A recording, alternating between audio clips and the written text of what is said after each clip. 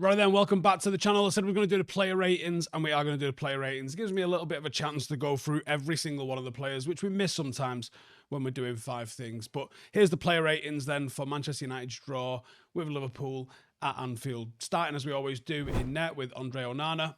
Again, a bit of a mixed evening at Anfield last night. Wasn't directly at fault for either of the goals. But the distribution wasn't good. 10 out of 25 accurate passes. What? Lowest accuracy amongst any of the players on the pitch for United. He hit 20 long balls. Now, that was obviously an attempt to bypass Liverpool's high press, and I think that's something that Amorim tactically got correct, actually, because United, we gave up the ball from goal kicks. And this is represented, when we get into the defenders, you'll see just how little of the ball we had in defence. In fact, I've got the stats up here. Let me just double check it. Yeah, Bruno was the person that was on the ball the most for Manchester United. Second to Bruno, it was Ugarte, and then third, it was Dalot, and then fourth was Diallo. Where's the defenders? Like, the back three just didn't get on the ball. Why weren't the back three on the ball? We were bypassing the press. So from a tactical point of view, we were clearly being told, and obviously Onana was clearly told, we're not playing out today. We're going big oosh up the pitch. And did it work? Kinda, actually. Yeah, I think you have to say it did. He did make a couple of clearances. He did have a couple of saves. So it was a pretty ordinary game. 6 out of 10, I think. Martinez, I'm going to give him an 8 out of 10. It was a quite commanding display. Obviously, he scored a very crucial goal, and he made some vital defensive contributions as well.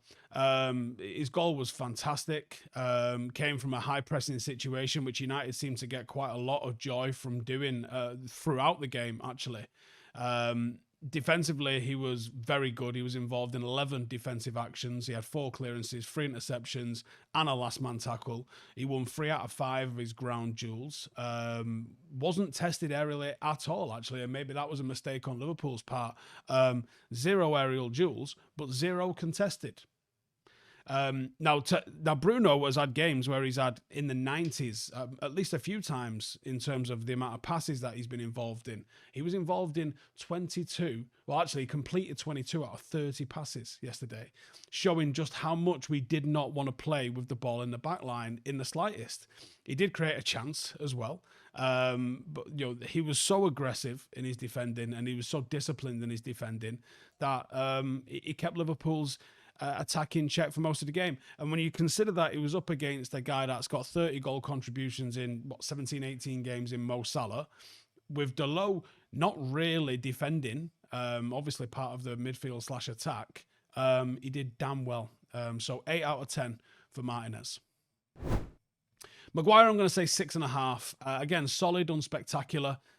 He was very good aerially. He won 4 out of his 7 duels. Struggled with the ground duels, where he only won 3 out of 7. His passing was pretty reliable.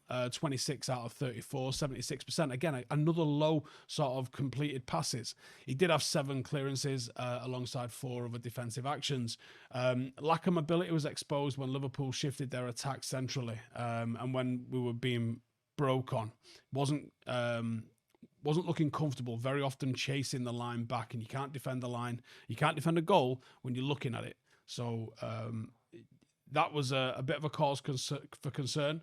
He did miss a big chance towards the end, but like I said last night, I'm not going to crucify him for that. It wasn't the greatest of balls that came across from him, and it was a great opportunity, but not really like something you can have a go at him for missing.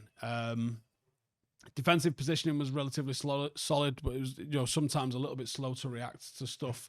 Once he's gone back, he couldn't really defend the depth if there was angles to be had. So 6.5, I think, for him. Ligt. I'm going to say 6 for Ligt. People are going to overplay the penalty, which I think was nonsense.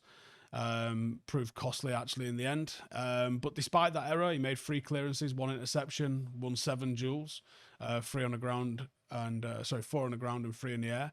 83% pass accuracy, which was 25 out of 30. Again, just showing just how little our defense was on the ball. He was composed. He was he did struggle when he was forced into sort of the real tight defensive actions, especially when he was trying to track some of the movement, and obviously got sent for the first one. Didn't offer a lot in terms of progression, and wasn't playing with the same level of aggression as someone like a Martinez was. The penalty was clumsy, but the defensive work rate and reliability that he offers was all right. So overall, just below average kind of rating for him. I'm not going to hammer him too far for the penalty because I don't think you need to. Dalot, I'm going to say 6.5 for Dalot. He was obviously more adventurous with the ball. Probably his better game, or one of his better games, I think, under Amorim. 29 out of 40 passes. Again, low pass completion. This is the entire team, by the way, apart from Diallo. Was it Diallo? Yeah, Diallo was probably the only one. Lenny Yoro had 6 out of 6 when he came on, but Diallo's pretty much the only one with decent. Maguire's wasn't bad at 88% as well. Not bad considering he was like the second most on the ball in the team. Anyway, 5 attempted crosses, but only 1 successful. Solid when it came to tracking back. He did cover when Salah inverted quite well, but the attacking contribution lacked dynamism. Overall, it was decent. Like I said, I'm not getting carried away with it. I would still be looking to bring in a left wing back at the moment. He was involved in 9 defensive actions, 6 of them were clearances. He was reliable, and I think that's the best you can say, because he's not been reliable of late. So well done, reliable. 6.5 out of 10. Mazraoui, I'm going to say 6.5 out of 10 as well. It was pretty balanced, pretty average kind of performance for him as well. Primarily involved in the defensive duties, as you would expect. Didn't really make too much of an impact going forward. Completed 26 out of 35 passes, 74%. He did attempt 7 long balls, successfully finding the target on 4 occasions. That was a decent little outlet for us. Defensive work rate was solid, 3 tackles, 3 ground duels out of 3. Showing composure and quality in 1v1 situations against what is probably some of Liverpool's biggest threats. Offensive contribution was pretty minimal. 2 crosses attempted, non-successful, no key passes registered.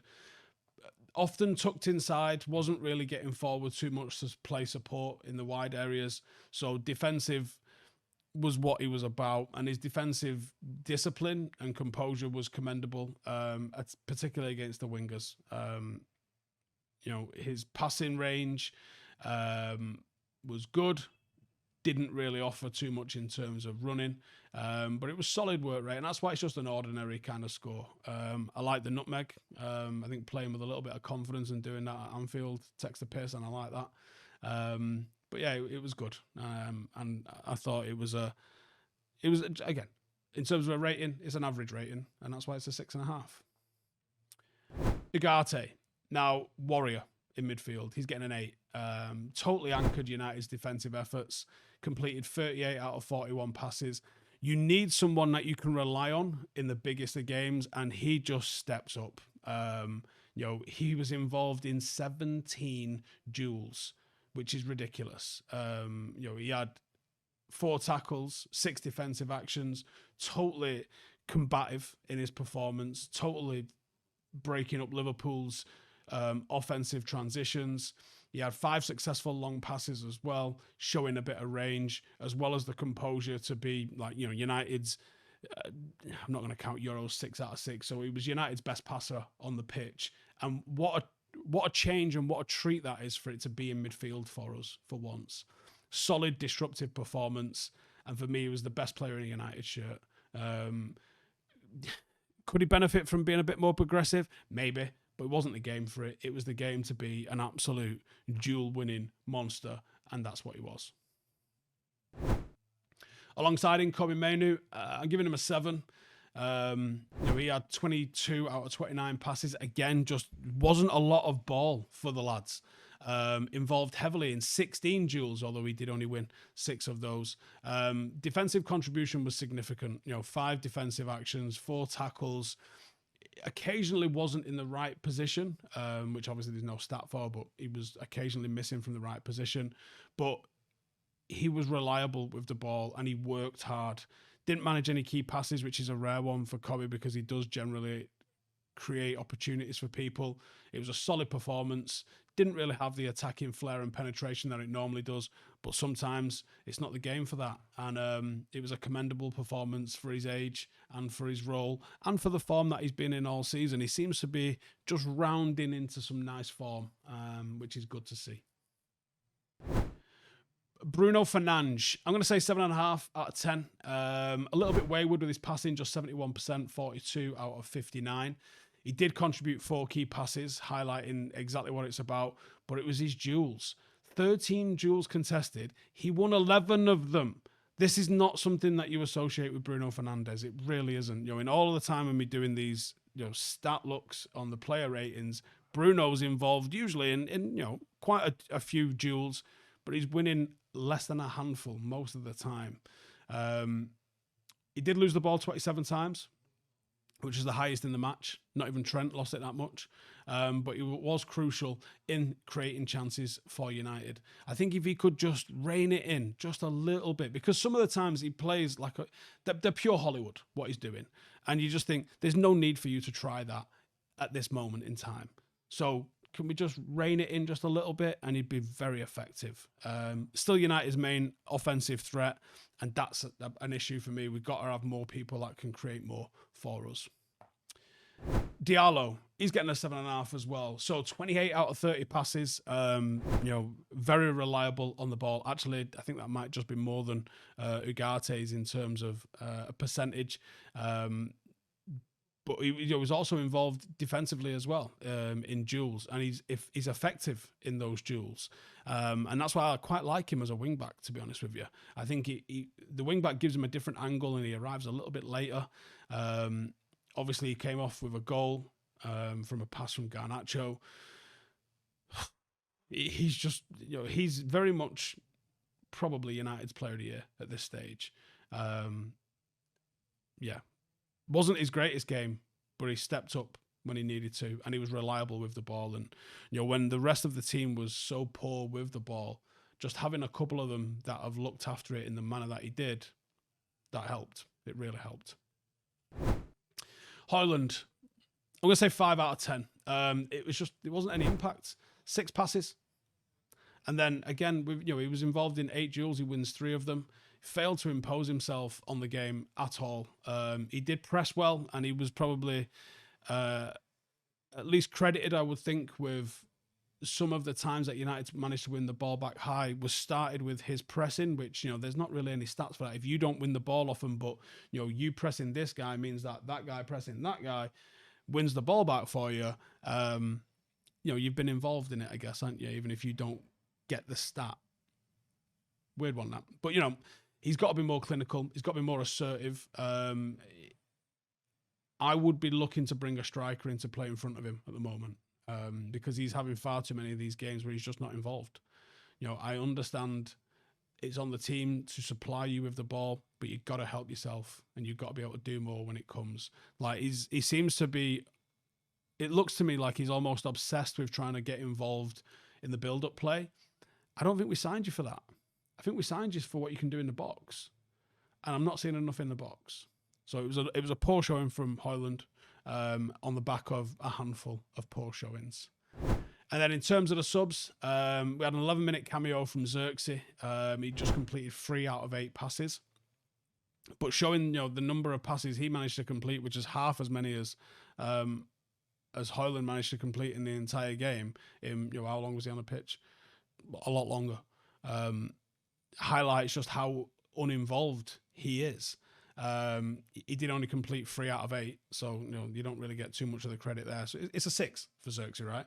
But how much did we want him to bury that chance at the end? He had a shit week, getting hooked after half an hour and booed, which again I don't agree with. But good to see that the manager trusts him enough to put him on at the end at Anfield. The away fans giving him some love. How brilliant would it have been if he takes the ball into the box and rather than passing it, because it wasn't a great pass, that's technically one of those completed. He only completed 2 others. How good would it have been if he'd have just fucking gadooshed it into the top corner. That's how you fucking win the fans over, mate. Wasn't to be, so 6 out of 10. Garnacho, positive impact off the bench. It looks like his decision-making is getting better as well. 6 out of 7 passes completed, provides an assist, was sharp with his energy, was looking to run at him when he got the opportunity, but not overplaying it, which was nice to see from him. So 7 out of 10. Looks like someone's got a grip of him and is starting to improve his decision-making, and needed to improve his decision-making too. And finally, you get Leny Yoro. He's a 7 out of 10 as well. Solid, unbelievable tackle. Completed all 6 of his passes. Really, really nice cameos to see from Leny Yoro at the moment. He will be first choice come the start of next season. It might happen at some point this season, but we've got depth, and it's good to see. And if someone looks like they need a rest, they will get that rest, because United have got now more players than can start a game that can play a game, which is not something that we've had the luxury of recently. Anyway, that's my ratings. Let me know which ones you agree with, which ones you disagree with, and all that good stuff in the comments below. And I'll catch you lot in the next one. Laters. Hey, thank you for watching the video. If you are new around these parts, then don't forget to subscribe. My channel is proudly supported by my community on Patreon. If you'd like to get a little bit of extra content, a Discord group, meetups, 5-a-side games, weekly podcasts, behind the scenes, and even an occasional bit of transfer news as and when I get it, then for the price of a pint, you can show your appreciation for the content that we make and get some goodies for doing so as well. Check the link in the description or click the button right here. You'll also find all of my socials here too if you want to follow me on any of those platforms. Nice one.